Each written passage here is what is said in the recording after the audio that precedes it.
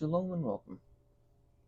If today is your first day with us, we do have other Bible videos already covering Genesis and other chapters of Exodus. In this video, we're going to be covering Exodus 21 through 25.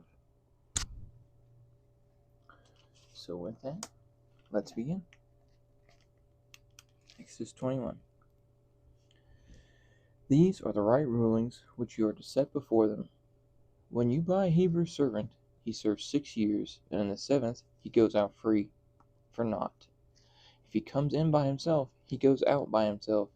If he comes in married, then his wife shall go out with him. If his master has given him a wife, and she has borne him sons and daughters, and she has borne him sons or daughters, then the wife and her children are her master's, and he goes out by himself.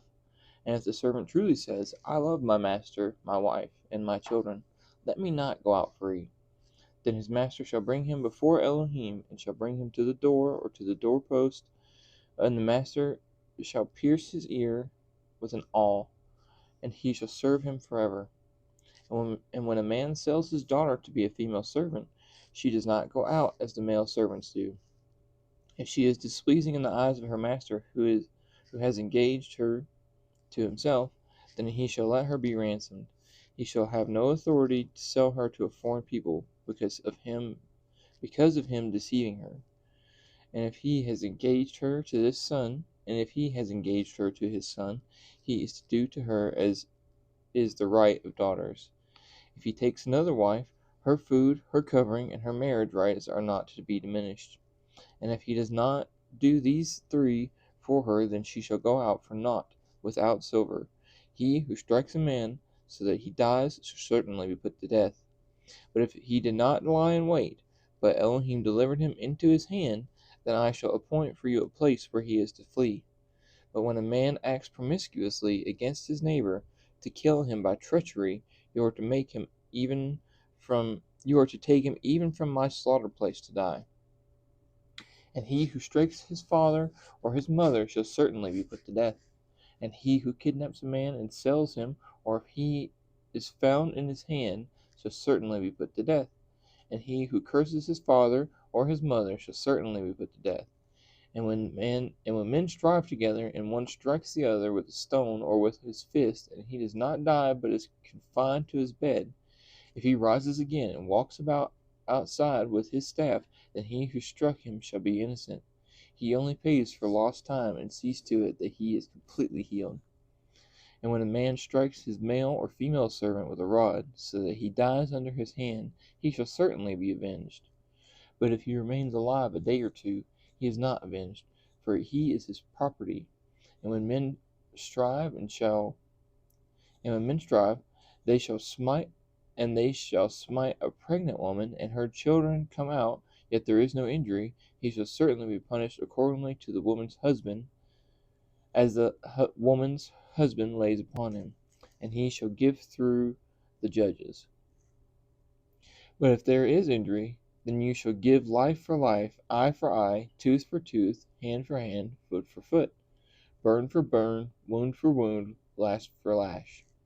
And when a man strikes the eye of his male or female servant and destroys it, he is to let him go free for the sake of his eye.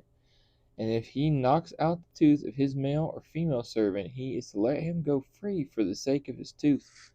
When an ox gores a man or a woman to death, then the ox shall certainly be stoned, and its flesh is not eaten, and the owner of the ox is innocent.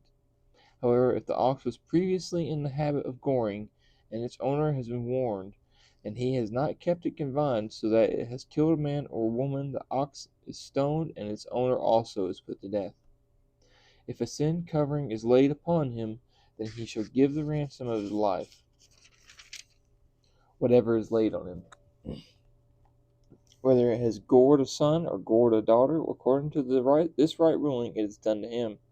If the ox gores a male or female servant, he is to give their master 30 shekels of silver, and the ox is stoned. And when a man opens a pit, or if a man digs a pit and does not cover it, and an ox or a donkey falls in it, the owner of the pit is to repay. He is to give silver to the owner, and the deed and the dead beast is his. And when the ox of a man smites the ox of his neighbor, and it dies, then they shall sell the live ox, divide the silver from it, and also divide the dead ox. Or if it was known that the ox was previously in the habit of goring, and its owner was not kept, and the owner has not kept it confined, he shall certainly repay ox for ox, while the dead beast is his. When a man steals an ox or a sheep and shall slaughter it or sell it, he repays 5 cattle for an ox and 4 sheep for a sheep. And if the thief is found breaking in, and he is struck so that he dies, there is no guilt for his bloodshed. If the sun has risen on him, there is guilt for his bloodshed. He shall certainly repay. If he has not the means, then he shall be sold for his theft. If the thief is indeed found alive in his hand, whatever it is, whether it is an ox or donkey or sheep, he repays double. When a man lets a field or vineyard be grazed bare, and lets loose his livestock, and it feeds in another man's field, he repays from the beast of his own field, and the beast of his own vineyard, and he repays from the best of his own field and the best of his own vineyard. I apologize. I guess we didn't have coffee this morning, so it's affecting us. When fire breaks out and spreads to thorn bushes, so that stacked grain or standing grain or the field is consumed, he who kindled the fire shall certainly repay. When a man gives silver or goods to his neighbor to guard, and it is stolen out of the man's house, if the thief is found, he repays double. If the thief is not found, then the master of the house shall be brought before Elohim to see whether he has put his hand into his neighbor's goods. For every matter of transgression, for ox, for donkey, for sheep, for garment, or for whatever is lost, which another claims to be his, let the matter of them both come before Elohim, and whomever Elohim declares wrong repays double to his neighbor. When a man gives to his neighbor a donkey or ox or sheep or any beast to watch over, and it dies, or is injured, or is driven away while no one is looking, let an oath of Yahweh be between them. Let an oath of Yahweh be between them both, that he has not put his hand into his neighbor's goods, and the owner of it shall accept that, and he does not repay. But if it is indeed stolen from him, he repays to its owner. If it is torn to pieces, then let him bring it for evidence. He does not repay what was torn. And when a man borrows from his neighbor, and is injured or dies, whether the owner of it is not present, or dies while the owner of it is not present, he shall certainly repay. But if its owner was with it, he does not repay. If it was hired, he is entitled to the hire. And when a man entices a maiden who is not engaged and lies with her, he shall certainly pay the bride price for her to be his wife. If her father absolutely refuses to give her to him, he pays according to the bride price of maidens. Do not allow a practicer of witchcraft to live. Anyone lying with a beast shall certainly be put to death. He who slaughters to an Elohim except to Yahweh only is put under the ban. Do not tread down a sojourner or oppress him, for you were sojourners in the land of Mitzrayim. Do not afflict any widow or fatherless child. If you do afflict them at all, if they cry out to me at all, I shall certainly hear their cry. And my wrath shall burn, and I shall kill you with the sword.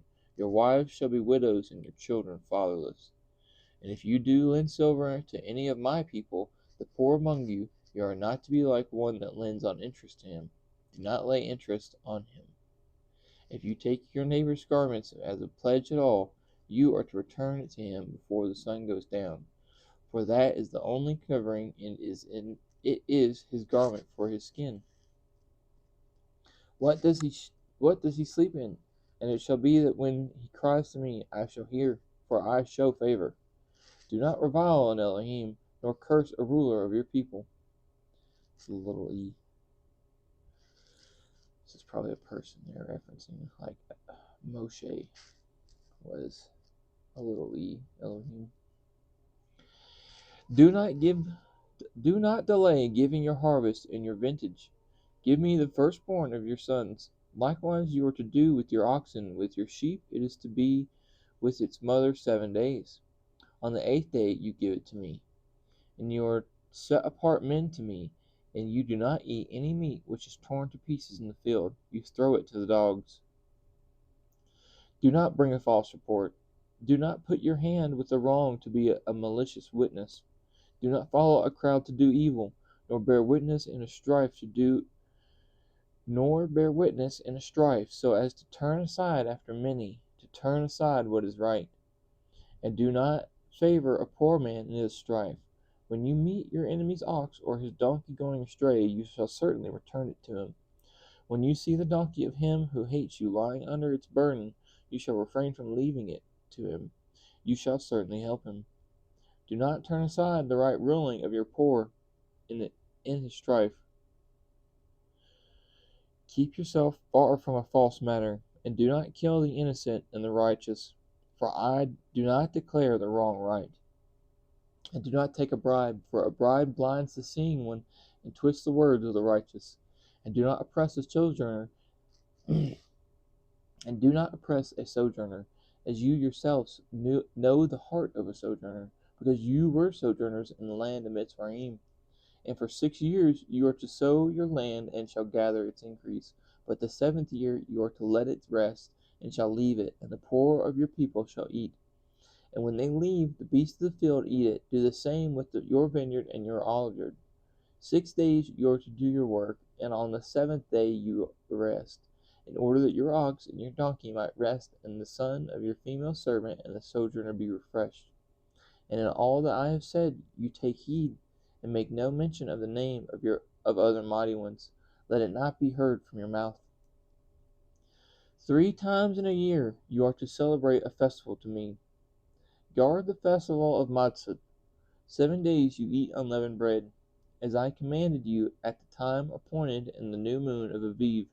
For in it you came out of Mitzrayim, and do not appear before me empty-handed. For in the festival of the harvest, the first fruits of your labors which you have sown in the field, and the festival of the ingathering at the outgoing of the year, where you have gathered in the fruit of your labors from the field. 3 times in the year all your males are to appear before the Master Yahweh. Do not slaughter the blood of my slaughtering with leaven, and the fat of my festival shall not remain until morning.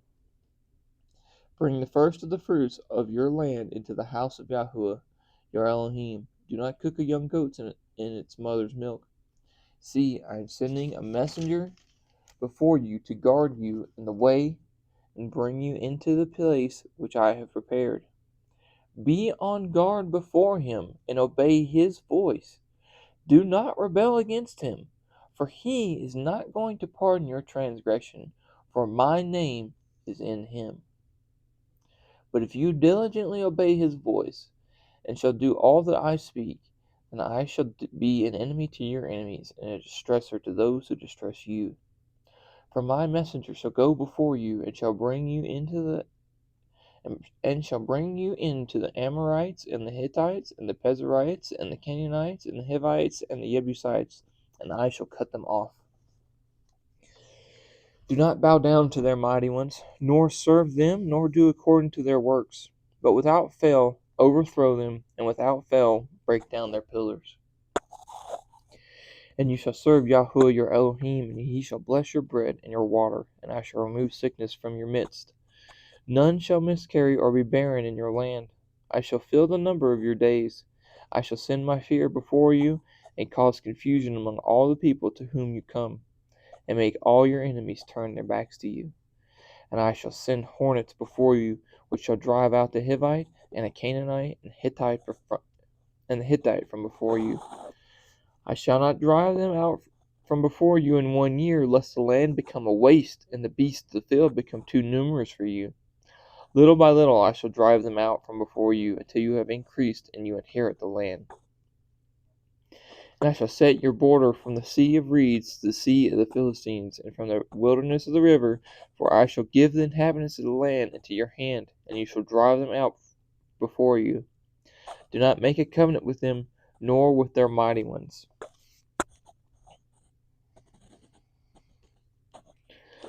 Let them not dwell in your land, lest they make you sin against me when you serve their mighty ones, when it becomes a snare to you. All this is honestly like foreshadowing. Dad's like, hey, I know you're going to do this stuff. Try not to do it. Basically. I mean, that's not why.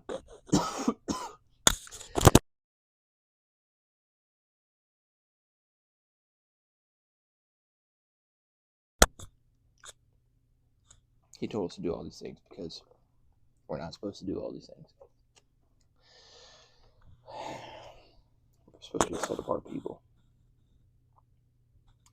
Anyway, chapter 24. And to Moshe he said, come up to Yahuwah, you and Aaron, Nadab and Abihu, and 70 of the elders of Israel, and you shall bow yourselves from a distance. But Moshe shall draw near to Yahuwah by himself, and let them not draw near, nor let the people go up with him. And Moshe came and related to the people all the words of Yahuwah, and all the right rulings. And all the people answered with one voice, and said, all the words which Yahuwah has spoken we shall do. And Moshe wrote down all the words of Yahweh, and rose up early in the morning, and built a slaughter place at the foot of the mountain, and 12 standing columns for the 12 tribes of Israel.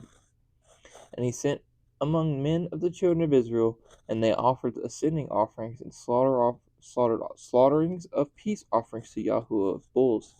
And Moshe took half the blood and put it in basins, and half the blood he sprinkled on the slaughter place. And he took the book of the covenants and read in the hearing of the people. And they said, all that Yahweh has spoken we shall do and obey. And Moshe took the blood and sprinkled it on the people, and said, see, the blood of the covenant which Yahweh has made with you concerning all these words. And Moshe went up, also Aaron, Nadab, and Abihu, and 70 of the elders of Israel. And they saw the Elohim of Israel, and under his feet like a paved work of sapphire stone, and like the heavens for brightness. Yet he did not stretch out his hand against the chiefs of the children of Israel. And they saw Elohim, and they ate and drank. And Yahweh said to Moshe, come up to me on the mountain, and be there, while I give you tablets of stone, and the Torah, and the command which I have written to teach them.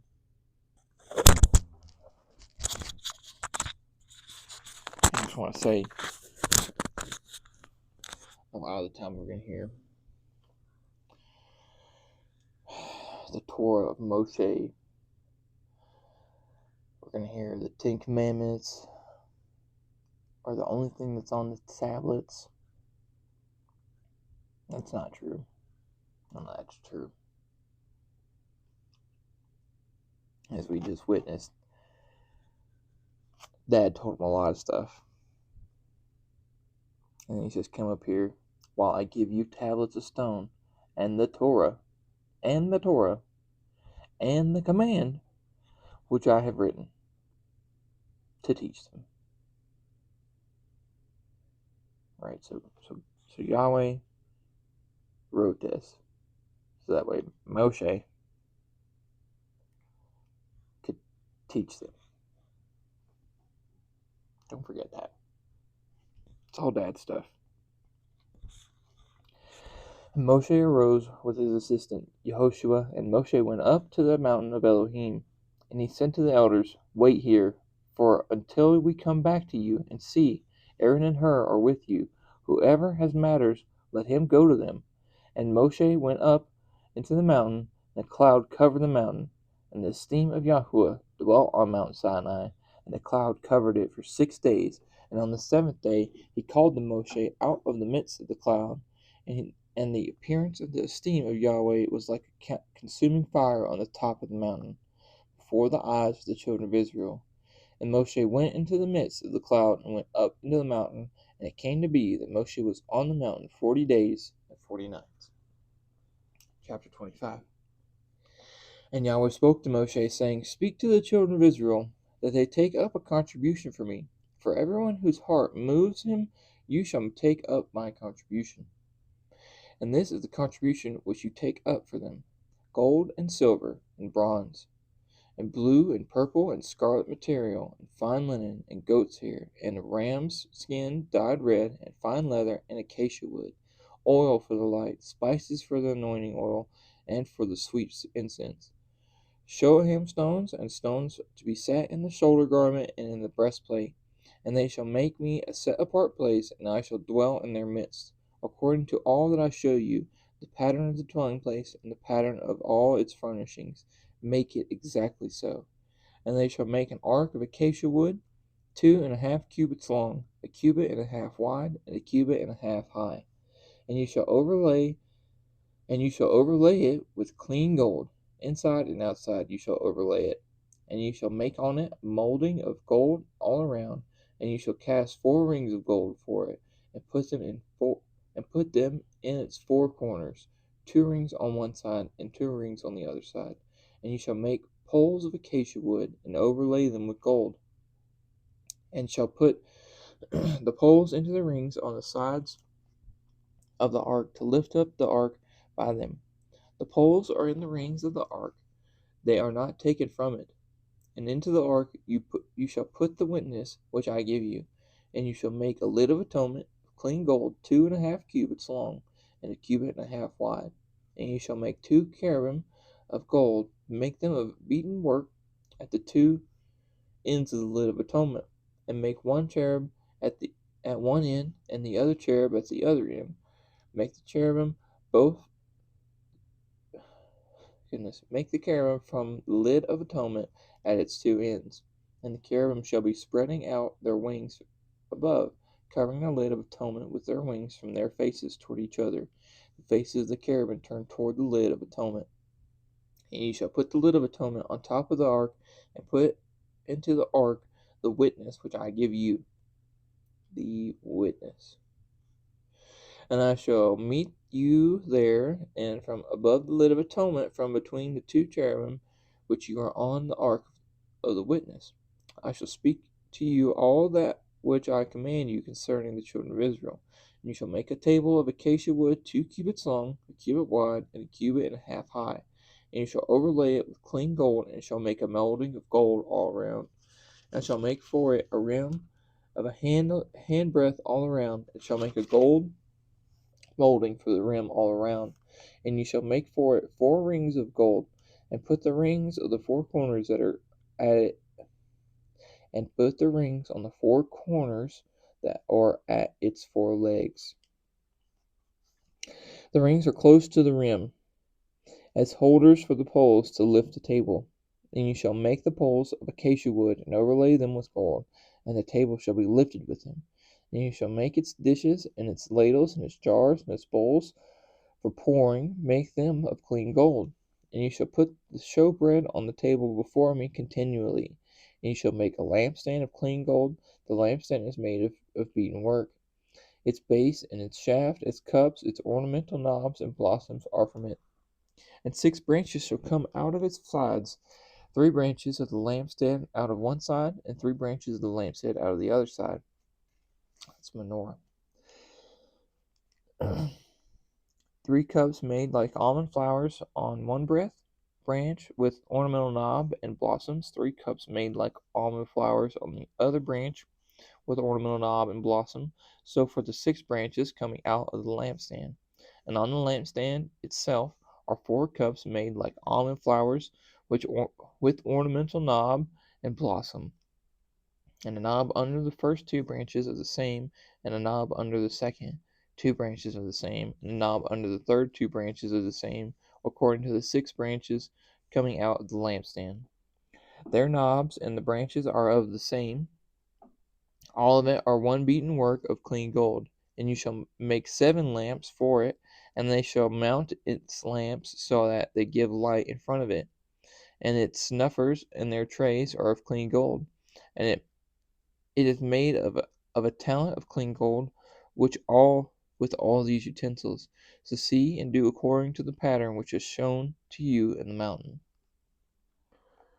Alright, cool. Real quick, we're going to go to the back of the book because we're starting to build stuff.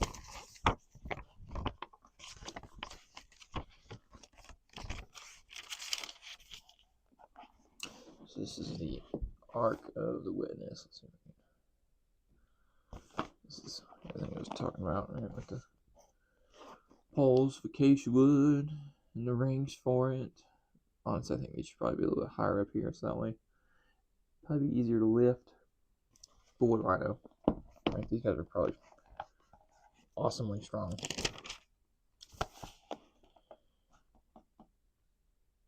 Well, all this stuff is movable, right? Because they're traveling through the wilderness. Let's remember the one that we were talking about.